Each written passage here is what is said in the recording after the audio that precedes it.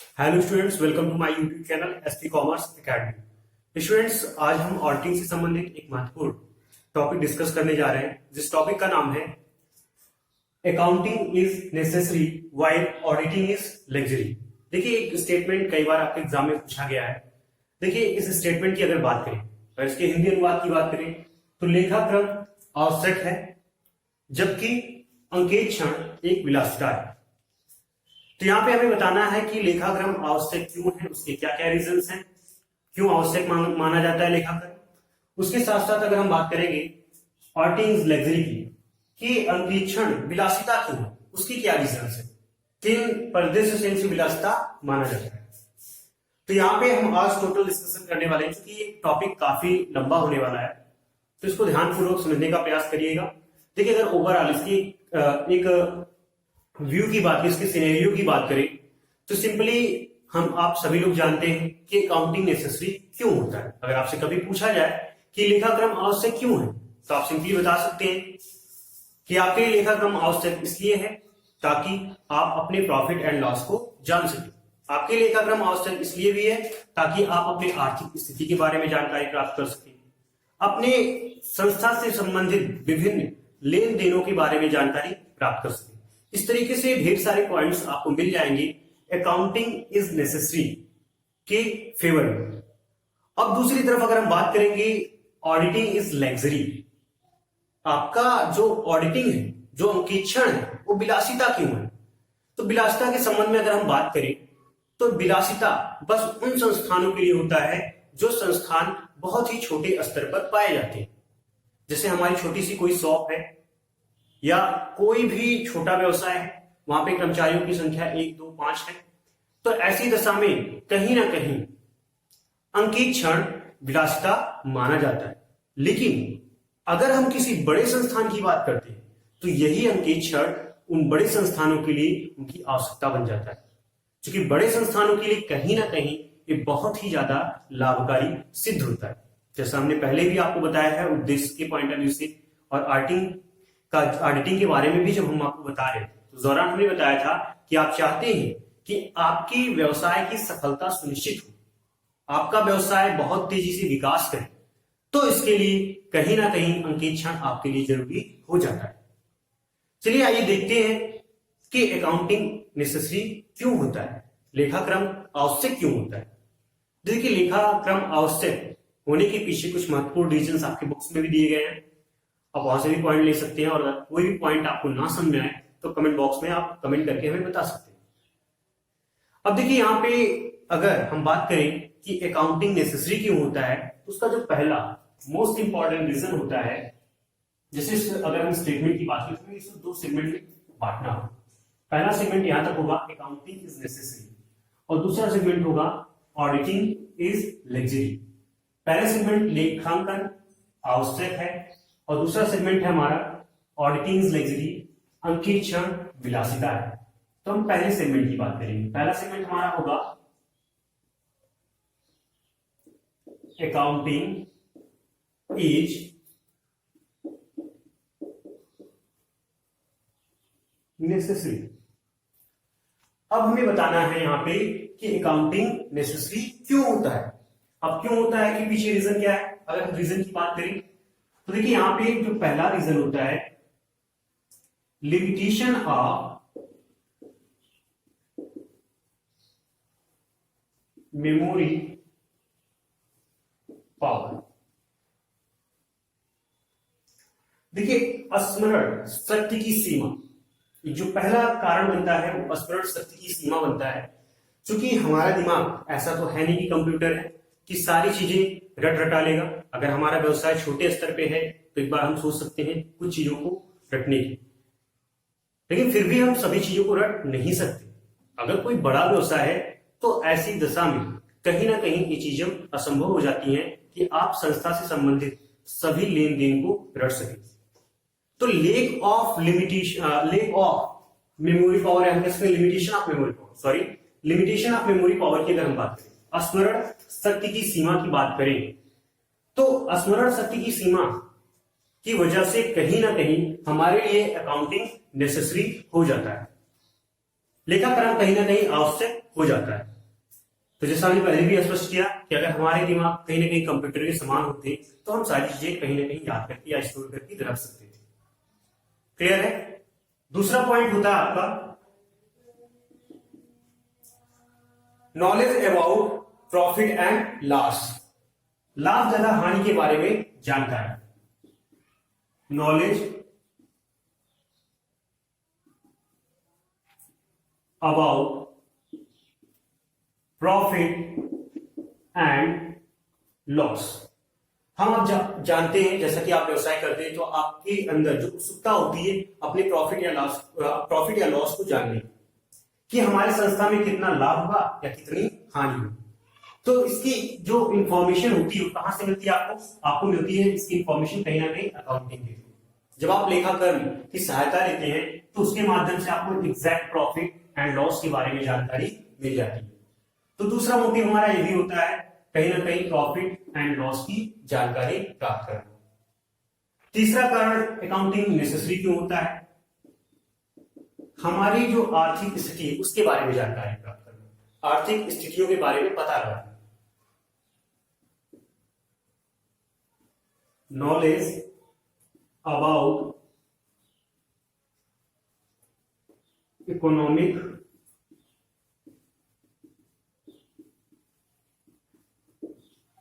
Positions, आर्थिक स्थिति के बारे में पता लगाना। देखिए हर एक व्यक्ति चाहता है कि हमारी आर्थिक स्थिति सुदृढ़ है, अच्छी है या फिर नहीं है, हम किस लेवल पे हैं, कहां पे हैं, इसके बारे में भी आप अगर एग्जैक्ट इंफॉर्मेशन जानना चाहते हैं तो उसके लिए भी आपको अकाउंटिंग की सहायता लेनी पड़ेगी। वहां पे भी आपका लेखाक्रम कहीं ना कहीं आवश्यक हो जाता है, आपको वहां पे भी लेखाक्रम की सहायता लेनी पड़ती है। तो जब कभी भी हम अपने आर्थिक स्थिति के बारे में गणना करना चाहते हैं या आर्थिक स्थिति के बारे में जानना चाहते हैं तो ऐसी दशा में भी कहीं ना कहीं हमें अकाउंटिंग का सपोर्ट लेना पड़ता है। इसके साथ साथ अगर हम बात करें अपने अगले पॉइंट की तरफ, तो अकाउंटिंग नेसेसरी क्यों होता है? ताकि हम एग्जैक्ट जानकारी प्राप्त कर सके। जैसे for example admission of a new college, admission of a new partner. देखिए अगर आप अपने संस्था में एक न्यू पार्टनर लाना चाहते हैं, एक नया पार्टनर अपने संस्था में ऐड करना चाहते हैं, जोड़ना चाहते हैं, तो ऐसी दशा में उस पर्टिकुलर समय की एकदम एग्जैक्ट स्थिति आपको पता होनी चाहिए। अगर आपको सही जानकारी, सटीक जानकारी है कि हमारी जो संस्था है वो कहीं ना कहीं इस पोजीशन पे है जहां पे प्रॉफिट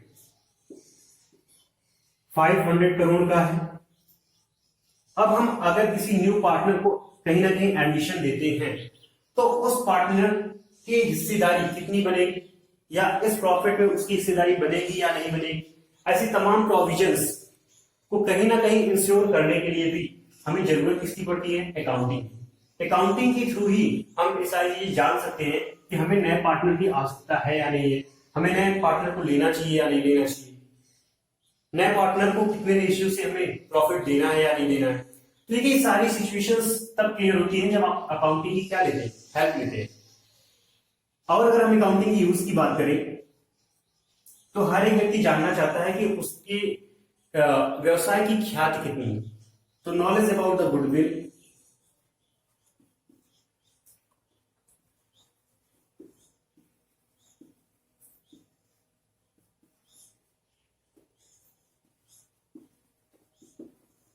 देखिए अगर ख्याति के बारे में आप जानकारी प्राप्त करना चाहते हैं तो वैल्यूएशन ऑफ गुडविल, क्योंकि आप थर्ड ईयर के स्टूडेंट्स हैं तो आप कहीं ना कहीं वैल्यूएशन ऑफ गुडविल पढ़े होंगे, तो भी अकाउंटिंग का एक हिस्सा है, जैसा कि आप लोगों को कॉर्पोरेट अकाउंटिंग में पढ़ाया जाता है वैल्यूएशन ऑफ गुडविल।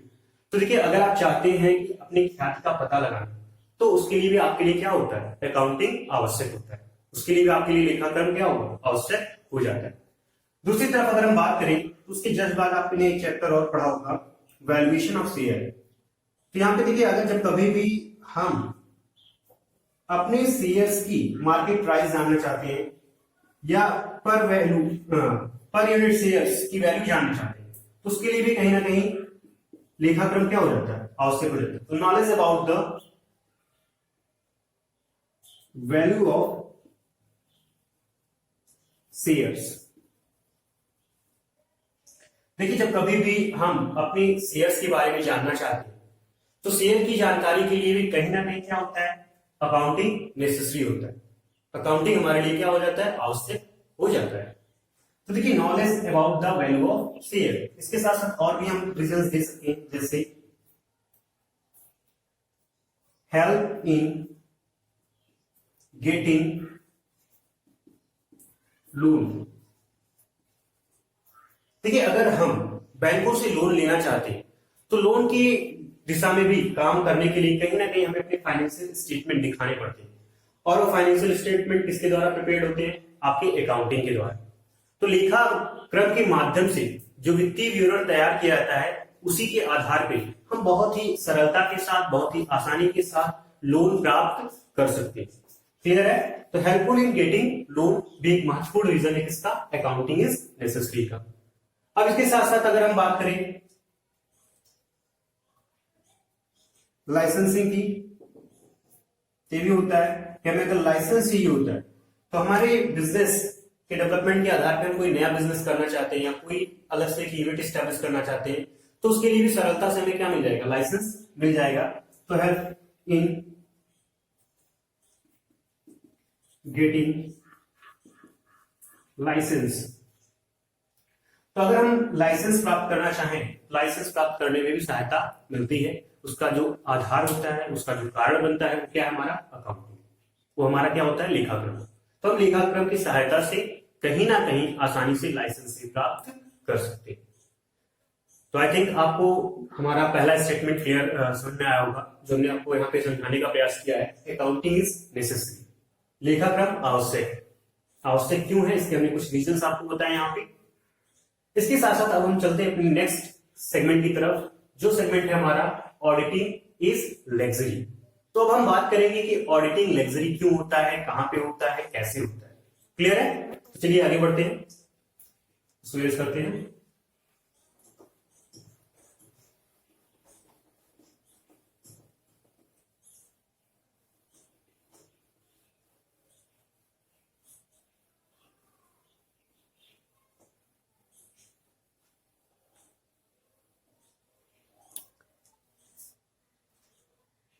देखिए, अब सेकेंड सेगमेंट में आते हैं, auditing is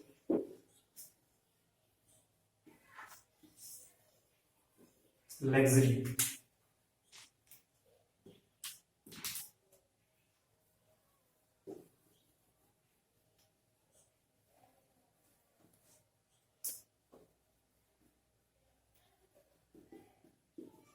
auditing is luxury. देखिए, ऑडिटिंग लग्जरी क्यों होता है, इसके बारे में हम बात करते हैं। जैसा हमने आपको स्टार्टिंग में ही बताया कि यहाँ पे क्या सीन है। देखिए, ऑडिटिंग लग्जरी कहां पे होता है, जब हम छोटे संस्थानों की बात करते हैं, छोटे व्यवसायों की बात करते हैं। जब हम छोटे व्यापारियों के दृष्टिकोण से देखेंगे तो कहीं ना कहीं हमें ऑडिटिंग लग्जरी नजर आती है। लेकिन जैसे ही हम अपने बड़े व्यवसायों की तरफ देखते हैं, वहां पे आपकी यही ऑडिटिंग नेसेसरी नजर आती है।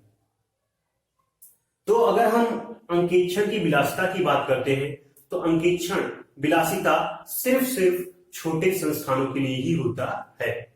अगर हम बड़े संस्थानों की बात करेंगे तो वहां पे निश्चित रूप से हमारी जो ऑडिटिंग है, हमारा जो अंकेक्षण है, वो आवश्यक हो जाता है। क्लियर है? तो इसको हम दो से अगर पार्ट में डिवाइड करें ऑडिटिंग लग्जरी को, देखिए इसको स्पष्ट रूप से समझने के लिए कहीं ना कहीं हम दो बेस बना लेते हैं। फॉर द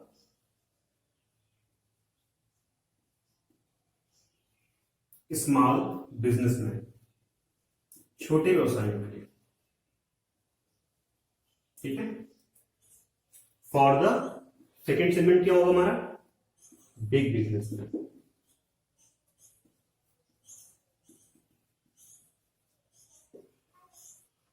ठीक है।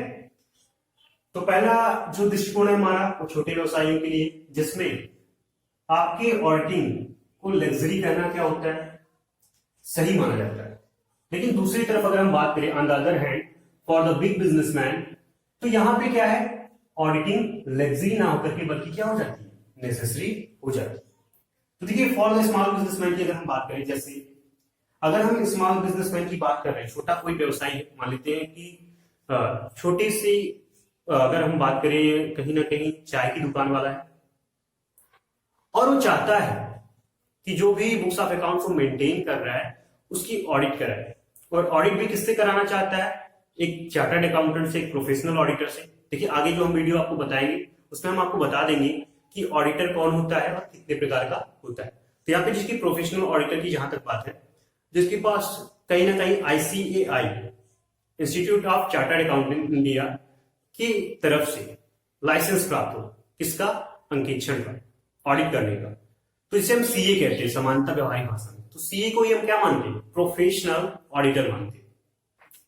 तो अगर वो प्रोफेशनल ऑडिटर से चाय की दुकान वाला ऑडिट कराता है, जिसके कुछ आपके कहीं ना कहीं टर्नओवर की बात करें तो 10,000 से 15,000 तक है, तो 10 से 15,000 के टर्नओवर वाला जो बिजनेसमैन है वो कहां पे आएगा, छोटे व्यवसाय की दृष्टिकोण से देखा जाएगा। तो देखिए ऐसी दशा में कहीं ना कहीं ऑडिटर्स की फीस पेड कर पाना, ऑडिटर्स की जो लीगल फॉर्मेलिटीज है उसको पूरा कर पाना, साथ ही साथ ऑडिटर्स की उन सारी डिमांड्स को पूरा कर पाना कहीं ना कहीं एक छोटे व्यवसाय के लिए काफी मुश्किल भरा होता है। इसलिए इनके लिए क्या होता है, लग्जरी माना जाता है। तो अगर हम पार्टनरशिप की बात करें, सोल ट्रेड की बात करें, अगर छोटी छोटी फर्मों की बात करें, तो उनके लिए हमेशा क्या होगा, ऑडिटिंग लग्जरी होगी, क्योंकि वो छोटे स्तर पे कार्य करते हैं जहां पे ये सारी फॉर्मेलिटीज पूरी नहीं की जा सकती। फिर भी कुछ लोग कहीं ना कहीं शौक के लिए ऑडिट कराते हैं, अपनी प्रतिष्ठा के लिए ऑडिट कराते हैं। तो कुछ पॉइंट यहीं से निकल के आते हैं। तो जो पहला रीजन होता है इसको विलासिता का नाम देने के लिए छोटे व्यवसायियों की तरफ से, वो होता है मोर एक्सपेंसिव, अत्यधिक खर्चीला।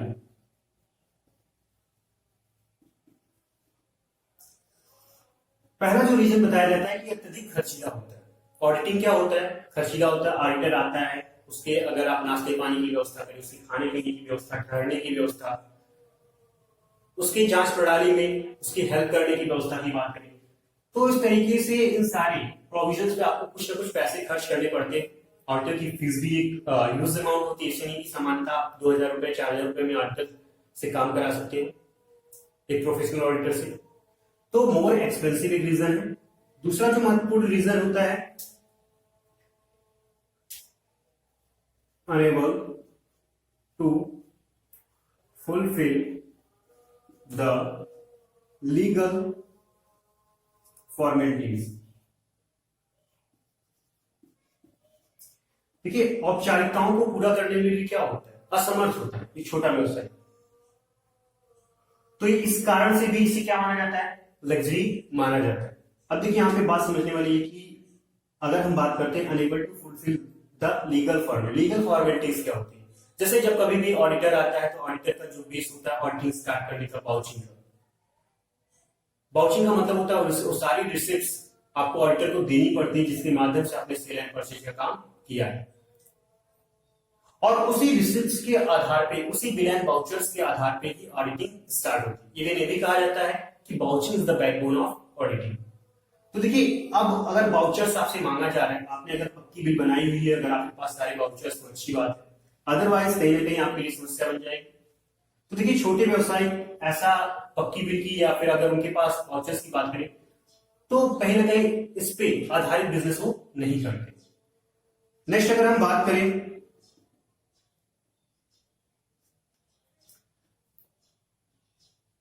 Only for Prestige.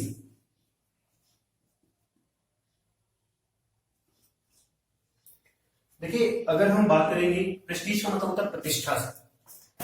यहां पे छोटे व्यवसायी क्या करते हैं, अपनी प्रतिष्ठा के लिए कार्य करते हैं।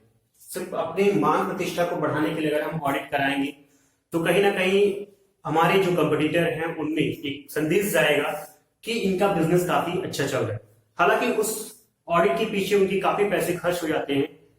कहीं ना कहीं अगर ये पैसे सेव करते तो अपने बिजनेस को आगे वो डेवलप कर सकते थे। तो छोटे व्यवसायी अगर प्रेस्टीज के लिए करते हैं तो क्या माना जाएगा, विलासिता माना गया, क्योंकि विलासिता का डायरेक्ट संबंध किससे होता है? प्रेस्टीज से होता है, मान प्रतिष्ठा से होता है।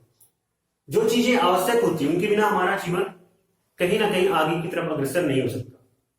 लेकिन लग्जरी की जो बात आती है, लग्जरी का हमारे दैनिक जीवन पे कोई विशेष प्रभाव नहीं पड़ता। ऐसा नहीं होता कि लग्जरी चीजें अगर हम नहीं यूज करेंगे तो हमारा जीवन कहीं ना कहीं संकट में आएगा, जबकि जो आवश्यक चीजें हैं उसका उपभोग करना आवश्यक, जैसे रोटी कपड़ा मकान की बात करें तो हमारे लिए नेसेसरी चीजें, वो आवश्यक चीजें। लेकिन अगर हम ये कहें कि हमारे लिए कार आवश्यक चीज है, तो नहीं, कार हमारे लिए कहीं ना कहीं लग्जरी में आती है, लग्जरी गुड्स में आती है। तो ये फर्क होता है, क्लियर है? तो देखिए ओनली फॉर प्रेस्टीज की अगर हम बात कर ले, प्रेस्टीज के साथ साथ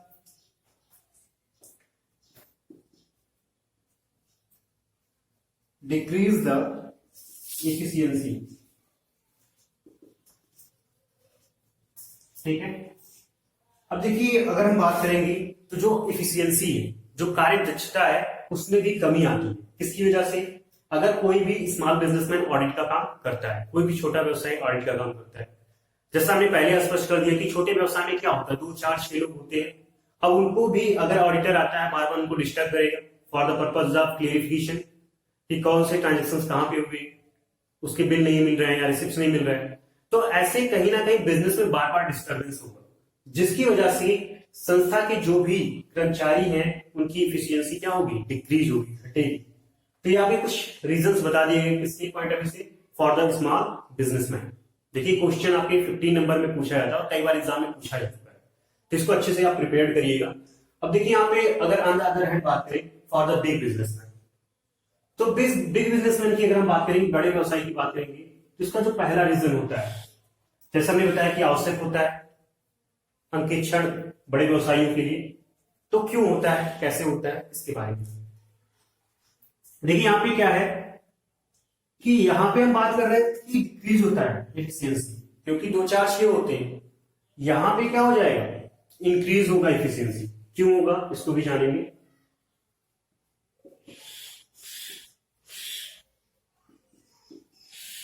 इंक्रीज द एफिशिएंसी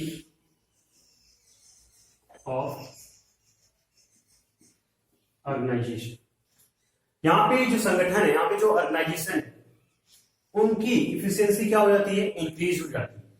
रीजन क्या होता है कि जब बात किसी भी बड़े बिजनेस में ऑडिट की आती है, तो आपको याद होगा हमने पिछले लेक्चर्स में आपको बताया था आपने कि कहीं ना कहीं अंकेक्षण का एक मॉरल इंपैक्ट, एक नैतिक प्रभाव किस पे पड़ता है? बिजनेस पे पड़ता है।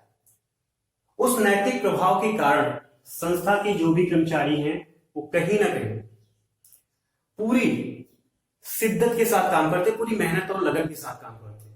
अगर यही ऑडिटिंग का डर नहीं होता, इसी ऑडिटिंग का इफेक्ट अगर संस्था में नहीं होता, तो लोग मनमानी ढंग से काम करते हैं। आप ही अगर एक ही कार्य को करते हैं तो लगातार एक ही कार्य को करते करते आप क्या हो जाते हैं? बोर हो जाते हैं और आपकी एफिशिएंसी घटने लगती है। और ऊपर से अगर कोई सुपरविजन करने वाला ना हो, आपके पास किसी का कोई डर ना हो, तो निश्चित रूप से फिर आप कार्य के लिए आगे की तरफ अग्रसर नहीं होते। वही चीजें यहां पे भी लागू होती हैं। यहां पे ऑडिट का जो डर होता है, उस संस्था के जितने भी कर्मचारी, संगठन में काम करने वाले जितने भी लोग, उसमें एक डर की भावना उत्पन्न करता है, जिसकी वजह से कहीं ना कहीं संस्था की एफिशिएंसी बढ़ जाती है। दूसरी तरफ अगर हम बात करें तो increase the efficiency of management. देखिए जो भी प्रबंधन से जुड़े हुए लोग हैं उनकी भी एफिशिएंसी में वृद्धि देखने को मिलती है। जो प्रबंध व्यवस्था है वो भी क्या होती है? सुदृढ़ होती है। रीजन किसका होता है? ऑडिट का। प्रबंध से संबंधित कहीं पे भी कोई भी गड़बड़ी होती है तो ऐसी दशा में ऑडिटिंग के माध्यम से फाइंड आउट कर लिया जाता है, पता लगा लिया जाता है और उस गलती को दूर करने का प्रयास संस्था द्वारा किया जाता है। अगर अंकेक्षण नहीं होता तो प्रबंध में क्या गलतियां हो रही, कौन सी गलतियां हो रही, इसके बारे में जानकारी नहीं होती, और जानकारी नहीं होती तो फिर उसमें सुधार भी नहीं हो पाता। तो कहीं ना कहीं अगर प्रबंधन की बात करें, प्रबंधन की दक्षता में भी वृद्धि कौन करता है? आपकी ऑडिटिंग करती है। तो ऑडिटिंग कहीं ना कहीं नेसेसरी है यहां पे। इसके साथ साथ अगर हम बात करें ऑडिटिंग की, तो नॉलेज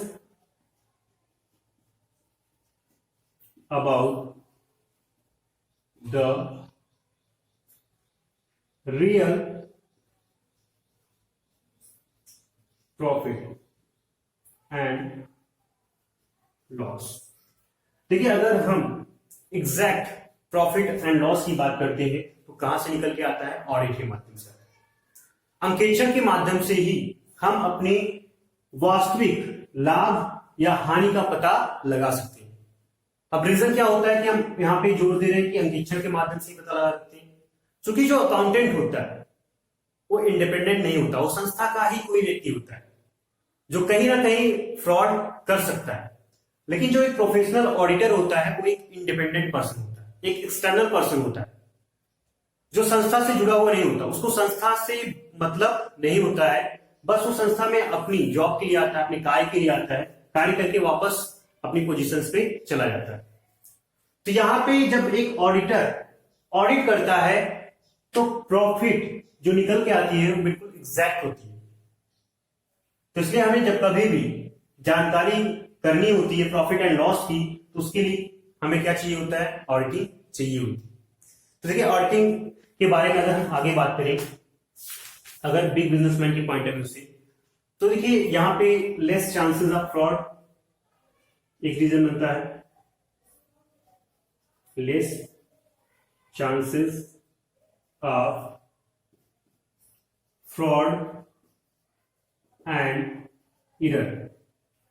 छल और कपट की बात करें या फिर किसी प्रकार की गलतियों की बात करें तो उनमें उनके जो अवसर उसमें भी कमी देखने को मिलता है।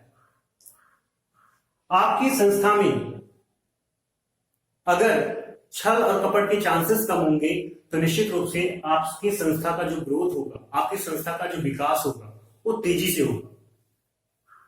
अब विकास तेजी से होगा तो निश्चित रूप से आपकी जो गुडविल है, आपकी जो ख्याति है वो क्या होगी? आगे की तरफ अग्रसर होगी, आगे बढ़ेगी। तो देखिए यहाँ पे less chances of error and fraud तभी पॉसिबल है जब आप क्या कराएंगे? ऑडिटिंग कराएंगे, क्योंकि ऑडिटिंग के माध्यम से ही हम अपने संस्था में होने वाले फ्रॉड या एरर को फाइंड आउट कर सकते हैं।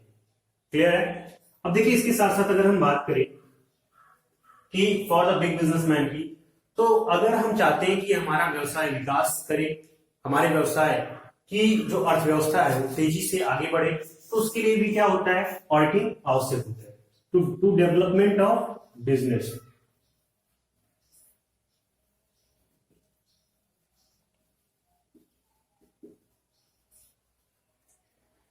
देखिए, व्यवसाय के विकास के लिए भी क्या होता है?